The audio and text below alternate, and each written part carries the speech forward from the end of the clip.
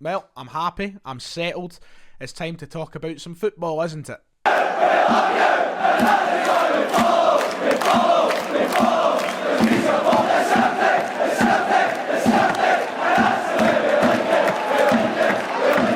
Ladies and gentlemen, welcome back to the channel. Today, of course, by the title of the video, you can tell we're going to be talking about something a little bit different. It takes it in a different direction on this channel, but it's something that has to be spoke about in terms of the wider context of Scottish football and how the rest of this season pans out. Now, I know for a fact there's going to be plenty of Rangers fans in the comments below giving it the obsessed patter, or you never shut up about Rangers. It's very rare I make a video about Rangers, in fact, very rare.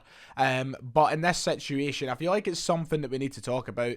We need to look at it from a Celtic point of view on how does this departure of Steven Gerrard affect Celtic Football Club, affect this current league season, and affect, most importantly, the title challenge. Does this now change expectations for Celtic's season? A lot of people have been quick off the mark to suggest different narratives.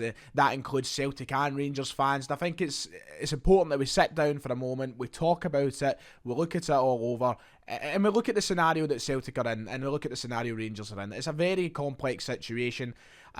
Steven Gerrard leaving has shook the Scottish game, and there's certainly a lot to talk about in that. Before we go any further with the video, please make sure to hit like and subscribe. It would be very much appreciated, especially if you're new to the channel, if you haven't been here before. I imagine there'll be some Rangers fans coming by to see my opinion on the matter, so if you somehow enjoy it, feel free to subscribe. Numbers are everything, so thank you. I want to start this video with a kind of, and I hate doing this, but I love doing it because I love being right, okay? And I'm not right that often. You know, I wasn't right about Shane Duffy. I wasn't right about 10 in a row. I've been right about a lot of things before that when Brendan Rodgers was in charge. But, you know, I've not been on the greatest streak with the big calls recently. But one thing I have been right about for weeks is that Steven Gerrard would have took the first big job he got offered in England at this moment in time. Now, you can go back and say, oh, he got offered this, that, and the next thing last year, or at this point, you know, there's nothing there to suggest it's true. What I did say, though, in the back pages constantly, when we kept seeing story after story even being linked with Newcastle, Aston Villa, and Norwich, all these jobs, the one thing that I said was, if the right team comes to him, and they offer him a chance to go down south and double or triple his wages, he will go at the first opportunity. Now, I understand being that naive way. I was the same with Brendan Rodgers. You know, the gold was there. The sun shone at his arse. You know, Brendan Rodgers at Celtic, he was never going to leave. But he did leave because he got offered a job with a club down in England who have got a very promising future. He got offered a job that doubled or tripled his wages, and got offered a job that would ultimately take him that one step closer to being an elite manager in England. And Steven Gerrard has done that exact same thing. I don't reckon Steven Gerrard would have got to the point he wants to by staying at Rangers for a dramatic amount of time. He had to take that step down to England, and I've said that time and time again. I made my point, in my opinion, very clear, and I was proven right. He's took a job where he's been offered, I think, triple or quadruple his wages, with a squad that is very talented, and I know they're doing not too great at the moment in the Premier League, but it's a squad that can do so much better, and within a couple of wins, you can be up in the top half. With a board that's ambitious, you know, it was never going to knock that back to stay at Rangers. And Celtic and Rangers are two of the biggest clubs in the world. In my opinion, they are the two biggest clubs in the world.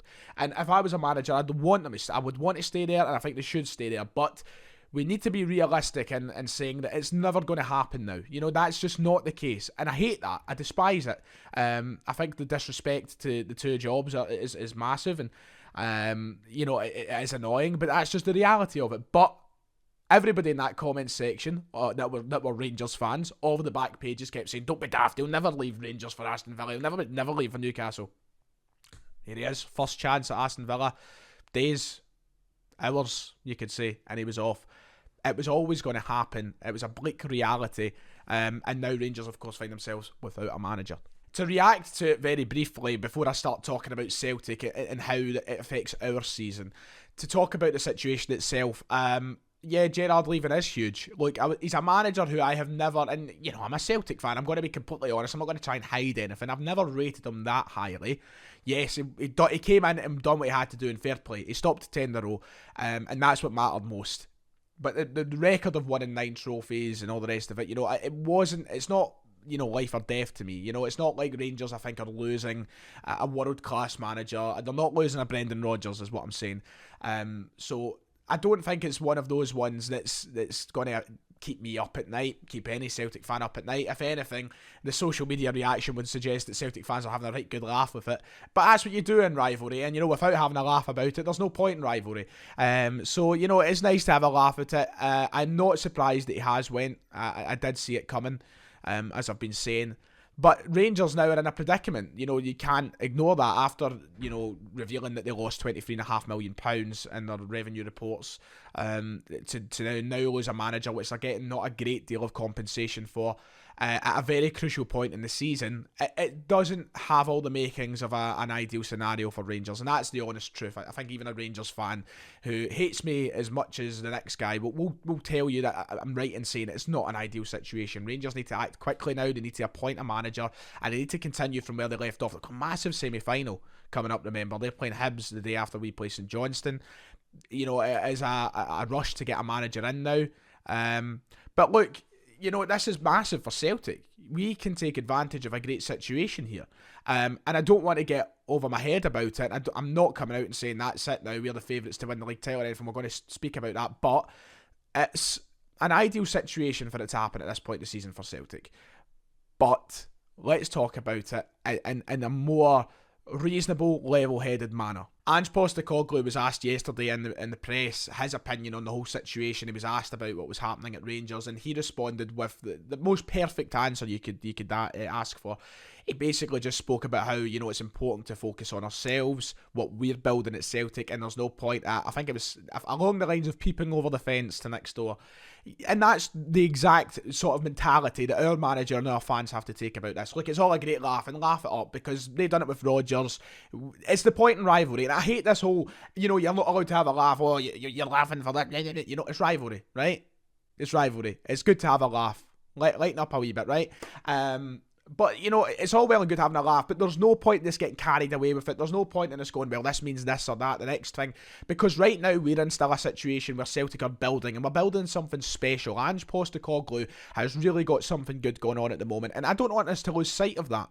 I don't want Celtic as a club, or Celtic fans, to lose sight of the rebuild that's going on under Ange Postecoglou. When he came in at the start of the season, and this is what the whole topic of the video I want to talk about the expectation, and does it change with Rangers losing Steven Gerrard? I guess to a certain extent you could say yes, but most importantly, I don't think we should vastly change our expectations from what we've seen at the start of the season, or what we said at the start of the season. Celtic are a club who were going under the biggest rebuild in their modern history when Ange Postecoglou came in. We looked hopeless. That's not a disrespect to Ange, but the squad, you looked at the squad, you looked at who was due to leave, you looked at the mess we were in last season, you looked at everything, we looked hopeless. And on paper, Rangers were quite right to be favourites for the league title, and it should remain that way, because we're under a rebuild. Now, that's not me saying I want Rangers to go and win the league, and I don't want Celtic to win the league. Of course we should be trying to win the league, and I'm dying for us to win the league and take it back, especially with everything on the line this season. But I think there is going to be, and you might notice with some Celtic fans, but more in particular Rangers fans, a narrative going to be created over the next couple of weeks.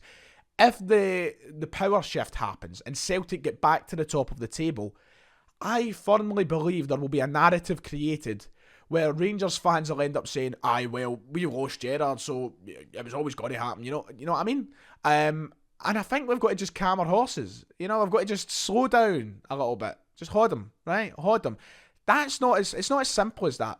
Whoever comes into this Rangers job now, of course, has got a massive job in their hands. They've got to go and they've got to pick up the pieces that Gerrard's left behind. But he's left them in a very good position. They're 4 points clear at the top of the table. They're in a cup semi-final. They have a very good squad at the moment. In terms of depth, they could have a better squad. And I think that there will be this narrative push that, Celtic should be winning the league because Gerrard left. I'm not saying that that's going to happen, but you know what this game is like. It's very fickle up in Scotland.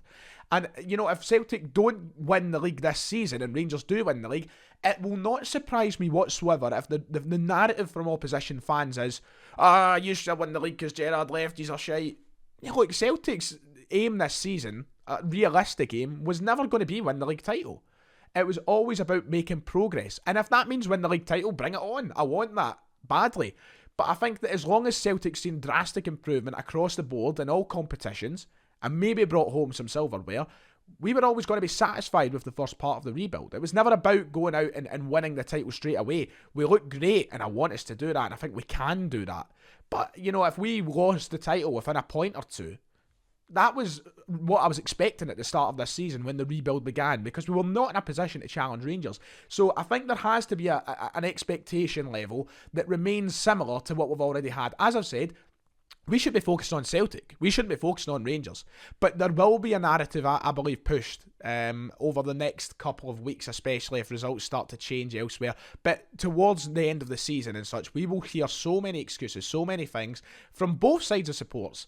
But I just feel like there's going to be a massive shift in what's expected of Celtic when we are in a rebuild. And saying that, I'm not going to sit here and deny there isn't a massive opportunity on Celtic's hands. Now, I'm going to remain level-headed. I'm going to remain focused on Celtic from now till the end of the season. A game at a time is the way I want to take it. I gave Ryan McGinley into trouble for saying bring on January the 2nd. So I'm not going to be a hypocrite. I'm going to keep my head in the straight and narrow and think about it a game at a time. That's where I want to go with Celtic Football Club this season. However, the end goal is huge. It's massive. Whoever wins the league this season gets automatic entry into the Champions League. Rangers losing Steven Gerrard does take a knock a little bit on them being the favourites. It does, right? Okay. I still think they are the favourites, but it does take a little bit of a knock. There's no denying that. Whoever wins that and wins the league gets £40 million. £40 million for winning the league this year. Rangers have just lost, 23.5 million. I might have said 26 again earlier. I can't, but 23.5 million, right? Rangers have lost £23.5 million. It is massive for them to go and win the league this year. Huge. And I'll say the exact words I said on the podcast last night, the Talk Scottish Football podcast. That's not me taking a dig at Rangers. That's not me being cheeky. That's not me trying to wind up Rangers fans. That is me being a realist. It is me being honest, and I'm just not hiding any I'm not lying. I'm not hiding any truths here. Winning the league is massive for Rangers after those losses. They are big losses. And yes, they will try and recoup them, and they'll go forward and sell players and do whatever. I don't think it's the end of days for Rangers, but what I'm saying is that £40 million, if Celtic were to win that £40 million, and I'll put it in the words of a Rangers fan on the podcast last night, just to prove once more, this isn't me trying to wind Rangers fans up, but if Celtic win that £40 million, that could put Celtic years ahead of Rangers again. It can, and that's honesty. It's not me trying to be a wind-up. Div said it last night in the podcast, he's a Rangers fan. There is potential for Celtic to once again go years ahead of Rangers if they win that £40 million. So there is a massive prize at the end of the tunnel this season. With Rangers losing their manager, with them probably going to have to sell up some players in the summer, it could put Celtic in a very strong position for the next few years, that extra £40 million, because I believe we are going to back Ange. We're going to see this. We're going to see it through. I think we're going to back him. So this could put Celtic in a very, very strong position. But in saying that, and the most important part of this video is I think we don't get carried away as Celtic fans. I think that it is important to trust in Ange, trust in the team at the moment, and take it that game at a time and look at what we can do. But it's a massive shift in the landscape, as I said at the start of the video, massive shift in the landscape of Scottish football. Rangers losing Steven Gerrard today. So we'll see what happens over the next few weeks. Rangers have to, of course, appoint a manager. But I'm focused on that semi-final. St Johnstone, Saturday, the 20th, is it? I can't remember. But that semi-final, I'm looking forward to. I'm excited, and we'll talk about it in so much depth over the next couple of weeks on the channel and the podcast and everything else. So, yeah. Sure, the comment section will be fun on this one, won't it? Yay. Like and subscribe. I'll see you all next time.